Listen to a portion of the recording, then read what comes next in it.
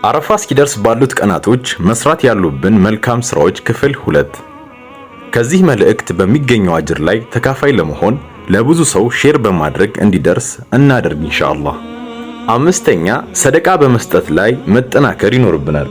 ምክንያቱም ነብዩ ሰለላሁ ዐለይሂ ወሰለም በሐዲሳቸው እንደነገሩን ሰደቃ ወንጀልን ታብሳለች ልክ ውሃ እሳትን እንደምታጠፋው ብለውናልና ሰደቃ በመስጠት ላይ መጠናከር አለብን ኢንሻአላህ።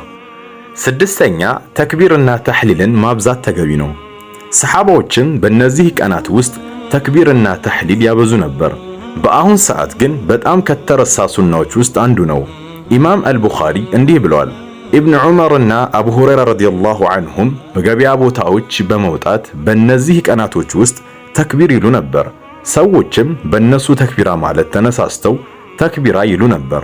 አባባሉም አላሁ አክበር አላሁ አክበር ላኢላሃ ኢለላህ አላሁ አክበር ወሊላሂል ሐምድ። ሌሎችም በትክክለኛ ሐዲስ የተዘገቡ ተክቢራዎችን ማለት ይቻላል።